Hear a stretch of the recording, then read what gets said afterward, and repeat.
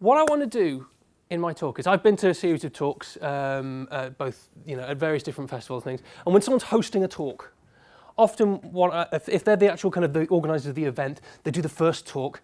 And I've seen how that can go sometimes. It can go one of two different ways. And either it's a pitch for the company, so basically they sit there and they go through their creds decks for 30 minutes.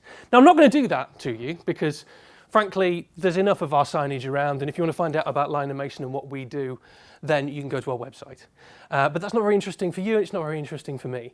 The other thing that I've seen people do is do a kind of 101 of the subject matter of the area, just kind of like review what just in case anybody in the audience was unsure of what user-centered design or UX was. I'm going to go out on a limb and say the reason that you're here is because you either have at least a basic understanding of what UX is, and so starting from scratch might not necessarily be a good use of our time. If you don't have a clue, if you've literally rolled the dice and turned up at this event, well, good on you. That's very brave and good and interesting. But also, you'll probably have learned an awful lot more by listening to all of our speakers today. Now, what I actually want to speak to people about, oh, there's me, is I want to kind of do something instead. I want to talk with you about, and hopefully leave you having a little bit of a think about your own practice, the own projects that you do, and the way that you approach them, the way that design is used and seen within your organisations. Be you a design leader, or be you a business leader, or be you someone who's actually on the coal face, producing designs itself. Now this is all stemmed, please don't worry about the cameras, just jump straight in. This all stems from a conversation I was having in a pitch with a prospective client about 9 months ago. And typically, and again, with every time we put a proposal together, a client will come to us, they'll talk to us about their problems, they'll talk about the issues that they're facing and how we can potentially help them. We'll go, we'll have a think, we'll put together a bit of a proposal, okay, this is a plan of action on how we can help you.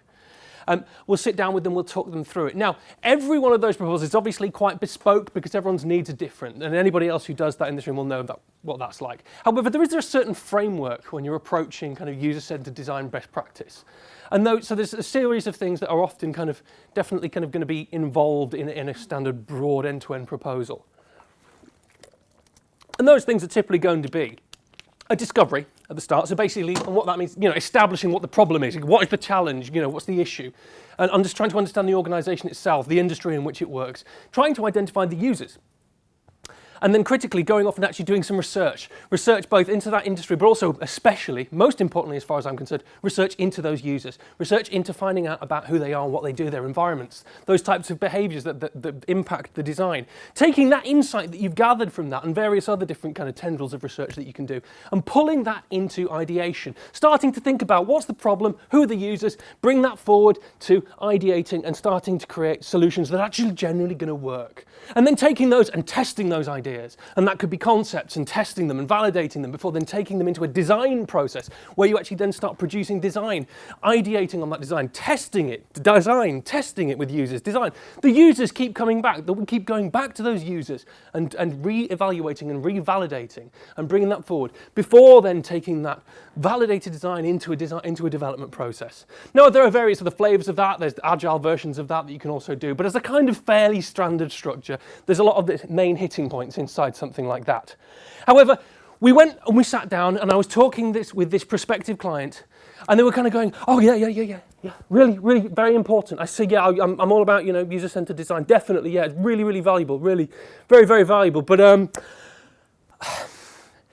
looks like a lot of work. Looks like it's a lot of stuff there. I mean, and you know what?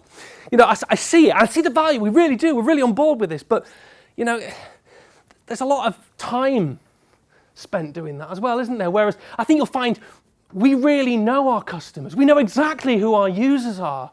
Yeah? I was like, oh, we've done research into this. No, but we've been in the industry 50 years, We know an awful lot about you. I think you'll find we can tell you the answers to all of this part. And then we can just get straight into this bit here.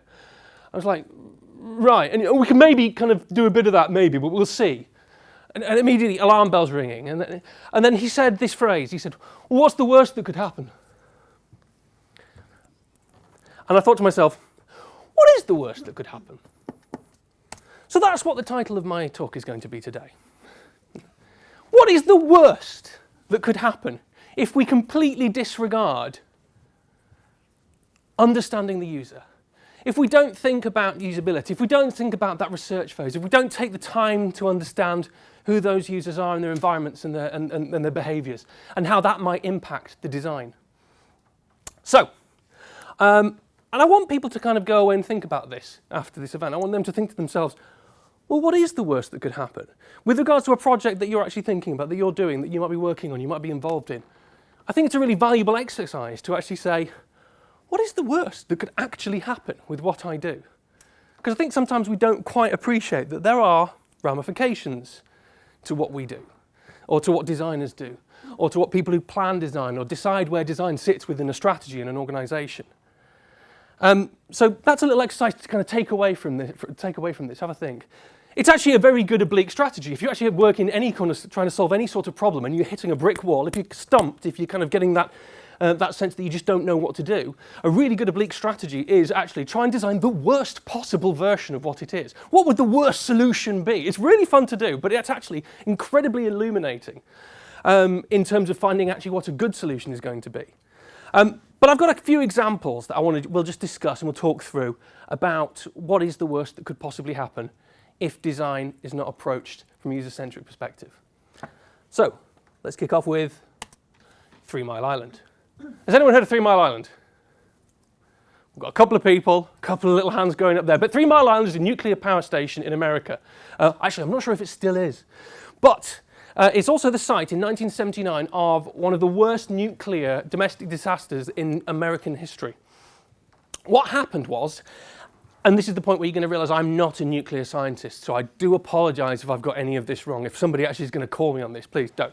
But essentially, nuclear reactors, right, okay? Nuclear reactors, they're inside nuclear power plants, and they get really, really hot. You can see I'm not a nuclear scientist, but they get really, really hot.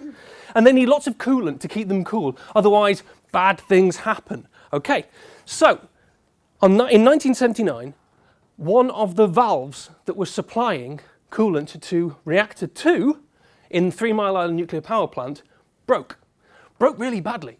And there was coolant just spraying everywhere, but apart from inside the reactor itself. And the reactor started to get hot, hot, hot. And yet, in the first few hours of that particular incident, the operators in the control room weren't doing much to actually try and solve that problem.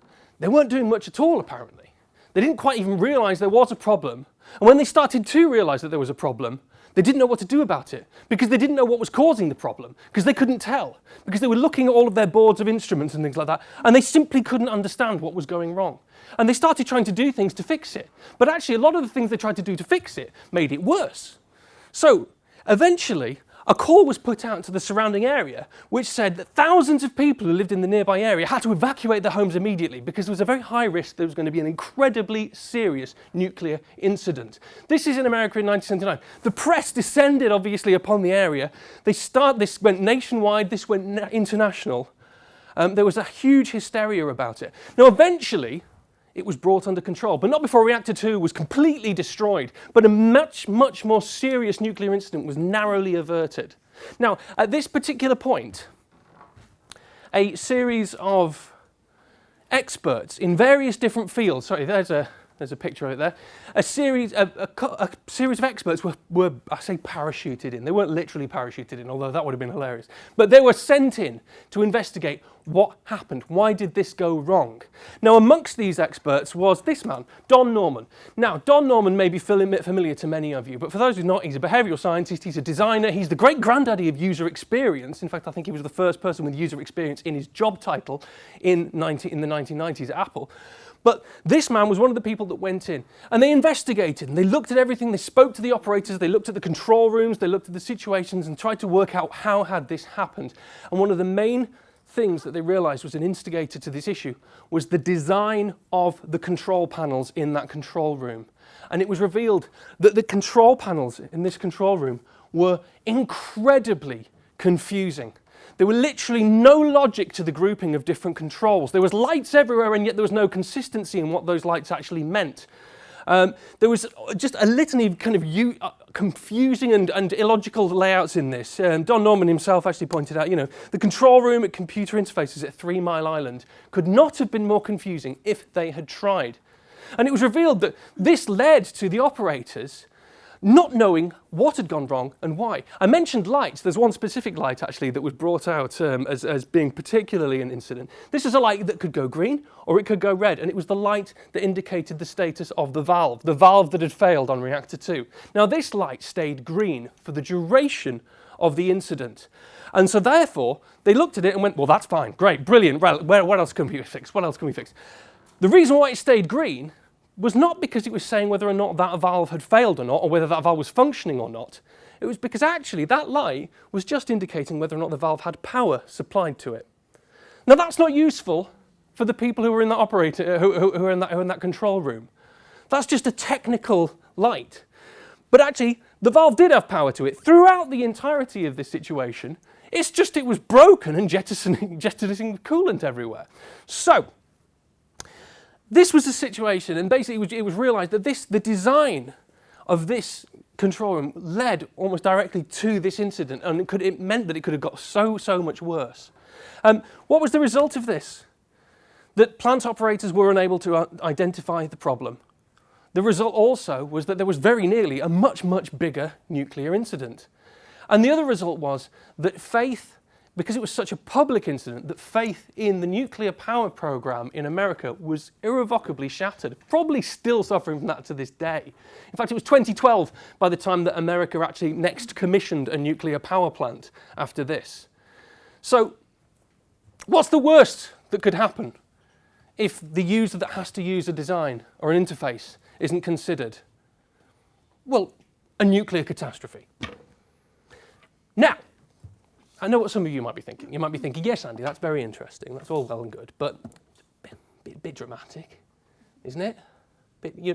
You're overplaying it for effect, I see, but that's not necessarily all that relevant to what actually I do. I don't deal with nuclear power plant kind of facilities and things like that. So, and you might have a fair point. Okay, so we'll look at something that maybe is a little bit more, it's a relatively smaller type of design, okay? The butterfly ballot. Has anyone heard of the butterfly ballot? There's a couple of little tentative hands going up here, but I'll explain again. The butterfly ballot was a redesign of an electoral ballot paper, and it was used in the 2000 US presidential elections in one county, Palm Lake County in Florida. Population, I think there was about 6 million voters, apparently, thereabouts in that particular area. Now, for anyone, and it wasn't that long ago, so I'm not going to say for anyone old enough to remember, but there was a presidential election in 2000. It was between two men. Well, there was a lot of others, but really it was a two-horse race. We have George W. Bush, who a lot of you may recognise, and for those of you that weren't particularly aware of this presidential election, that's Al Gore. He was the Democratic candidate. Now, in this presidential election, there was an awful lot. It was incredibly tight. It was a real squeaker. It was basically down to the wire between these two as to who would get it. And Florida was going to essentially be the deciding factor. If George W. Bush won Florida, then he wins the whole thing. If he doesn't, it all goes to Al Gore. So this is what it came down to. And in one county in Florida, like I say, 6 million voters, they introduced this butterfly ballot paper. Now, let's have a quick look at it. Just take a moment. Quite why they introduced a startlingly odd and strangely designed ballot paper, I'm not entirely sure. There might have been some motivation behind actually this could be more secure, or we could more easily capture the data.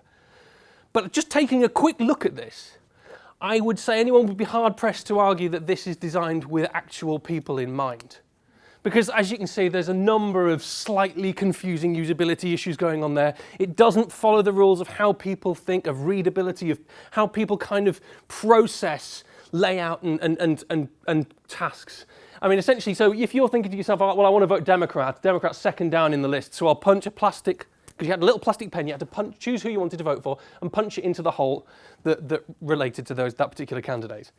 So if you think, I want to vote Democrat, okay, they're second in the list, I punch my little plastic pen into the second hole down. But actually what you'd have then been doing is you'd have been voting for the Reform Party. And you think to yourself, actually, by looking at that, the arrows are kind of pointing in the right way. I don't know what these numbers really mean, but whatever. The arrows are kind of pointing in the right way. So really, did people get confused? Yeah, thousands of them actually. Thousands of voters voted for the Reform Party by accident when they were trying to vote for the Democrat Party. Now, how big an issue was this really? Because you think to yourself, 6 million people. How big an issue would a few thousand actually voting for the wrong person be? Well, George Bush won by, I think it was 537 votes. So how big an issue? Quite a big issue, actually, yeah. This was hugely contested. After that, there was recounts and recounts because, of course, it's the American election, so you can't have an American election without masses and masses of recounts. It's the tradition these days. But in the end, George W. Bush was called as the winner by 537 votes. If you ask anybody about the butterfly ballot these days in America, or certainly if you ask any Democrats, they'll get very, very angry. Very, very angry. So, but if you think about the actual circumstance, this was one ballot paper. Imagine that you were the guy that was designing this ballot paper. You're not sitting there thinking, I'm going to shape the future of the Western world today. I'm going to design a new ballot paper for a local county area. Now, sure, it's an important job, but actually you're probably sitting there thinking, okay, yeah, well, we'll put those there, and actually this could work here, and there's a technical solution for that. That's fine. What's the worst that could happen? Now, I challenge that this was ever tested with human beings, and if it was, I challenge that they probably then ignored the results of said test, because that would have picked up the confusion quite quickly, I would say.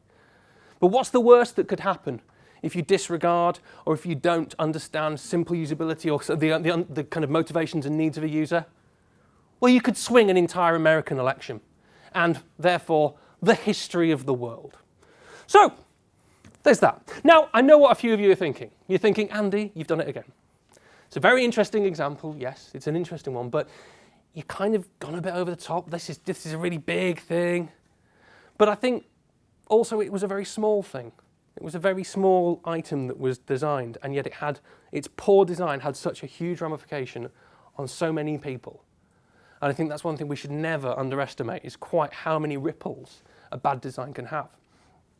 But fair enough also, this is an exaggerated example to kind of like make a point. So let's take this down to a kind of slightly more close to home one. This is an example that we've used a few times because it's something that actually was brought to our attention by a friend of ours at LION+MASON, and he worked in a large, very large automotive manufacturer whose name I will not say to protect the innocent. And but many of you probably drive one. Anyway, they created a new sales system for all of their salesmen at their dealerships across the whole of Europe. And this was going to be amazing. This was going to be superb because they were using an old-fashioned system up to that point. They were going to make a super modern system. It was going to be, all bells and whistles. It was going to be embracing and leveraging the new technologies available to us in the 21st century. Yes! Except they obviously didn't design it with any of the salespeople in mind. And instead, they didn't slowly release this in some territories, and then they just dropped it on everybody, all at once. And it went badly, badly wrong. Not only did they find it difficult to use because it hadn't been designed with any consideration as to who these actual users were, but also it was actually missing core functionality that these people used on a day-to-day basis. So what happens though when you've got a bunch of salespeople who are on commission in many cases, so therefore if they can't sell cars very well, then they're also going to struggle to make money. You're actually punching these people right in the wallet. What's going to happen? You're actually going to have a revolt. There were tales of car salesmen literally leaving, walking over the road to a competing garage and saying, give me a job, I can't make money there anymore. There was an outcry across the whole organisation. They had to roll the whole project back and go straight back to the old system at the cost of millions. All because they developed something thinking, we know what's best. I think you'll find we know what our salesmen need. And then not testing that, not evolving that, not actually assessing that and validating it with people. So, what's the worst that could happen? You could have a huge rollout of a major product and cost millions. Finally, because you might also be saying, well, I don't work on things like that. I work on very discrete elements. Actually, I'm only working on a kind of UI level. That's fair enough. You might not work on strategy and change management implementation across entire, international organizations. That's fine.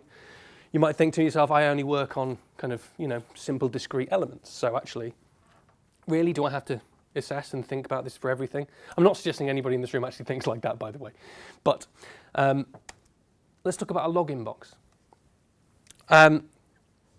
Imagine that you are attempting to upload a new document to try and secure something like, I don't know, a remortgage that you're in the middle of processing. It's a fairly time-boxed kind of thing that you have to do. If you don't do that, you basically can put your own personal finances in jeopardy.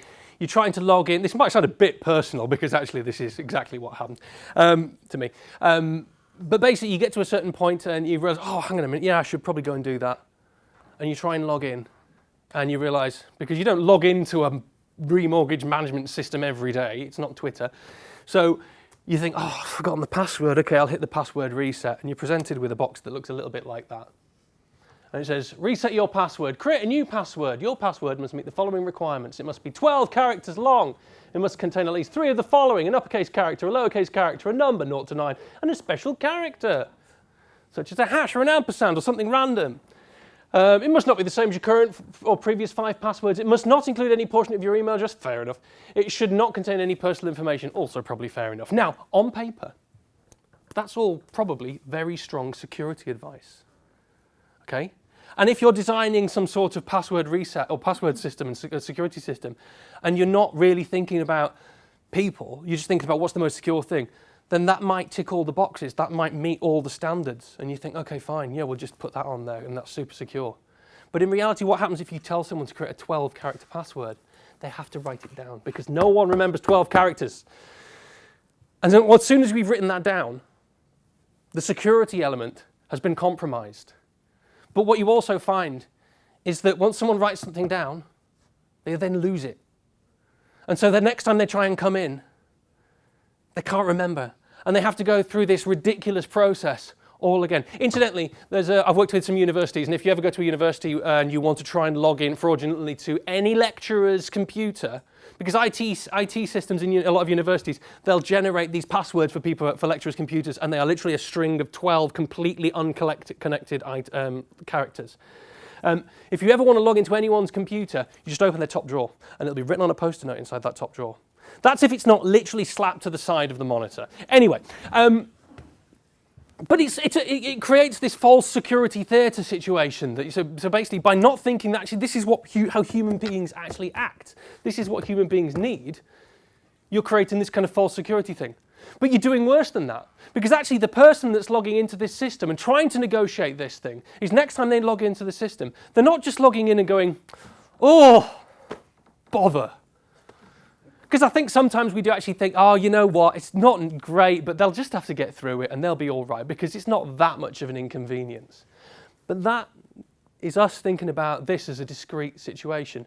If we start thinking about actually who users are and what they're doing, this is one thing amongst a million things that are going on with that user. So this user, and you might know, this might feel a bit specific, so it is. This user might be thinking about a million other things. This user might have to take their daughter to hospital the next day. This user might be nervous and worried about that. This user might also have only realised they need to upload this document that they should have done ages ago at 2 o'clock in the morning. So they're quite panicked because this is a time box thing and they have to get this done by tomorrow. And so this is actually quite an important thing. So now they're worried about this and they're worried about that and they're tired and they're slightly stressed out and they're actually furious. And this happens now. This is not a, oh bother. This is a, I am going to smash something. And this is causing someone stress. And this is causing someone emotional harm. I'm not suggesting, this is not me having on some sort of play. I was fine, don't worry. But you don't know the circumstances that people actually are in these things. When someone's trying to retrieve a lost password, you have no idea if this is literally the straw that broke the camel's back for people. Because there are so many things that hit people every single day. And by not considering users, by not considering what's going to be a streamlined and useful process, and not considering the circumstances and environments in which users are in, you can potentially cause harm. So what is the worst that could happen? Well, you could piss off people, and they could basically refuse to never use you again next time they're ever thinking about doing something because they're so angry that you made them so angry. But you can also cause people emotional harm. So, let's wrap up now. What is the worst that could possibly happen if we disregard the user in any form of design? Nuclear catastrophe. Swing the US elections and change the course of world history. People die. Now this can happen. I did actually remove this for time, but there was an example I was going to put in here. If anyone wants to know the full details, I'll tell you, but you can Google it. There's plenty of examples out there of medical interfaces that doctors and nurses have to use that are so bafflingly confusing that people have actually died as a result of experienced medical professionals not being able to interpret what on earth they mean. So the results can be hard. Roll back major projects, lose customers, and cause emotional harm. Now, I don't care what level of design you work at, the impacts can be serious. And I think the core thing is if we don't understand our users, if we don't attempt to understand their environments, situations, behaviours, and needs and pain points, if we just plough into a design phase and start thinking, yeah, you know what, we've got enough information, then we can cause serious harm. Design has important and far-reaching impacts. It is important what designers do. When it's done right, it can have important and far-reaching impacts that can be hugely positive. When it's not done right, it can have hugely important and far-reaching impacts that are very negative. And we get to choose, as people who are design leaders, as people who are designers on the ground, as people who are in charge of strategy, as people who are in charge of businesses, you get to choose which of these you want to try and go for. Okay? So ultimately, what's the worst that could happen? And that's what I want people to kind of go away after this event and think about. Is think about the project you're working on right now, or think about something that you're looking at right now. Think to yourself, really honestly think, what is the worst thing that could happen if we don't do this right?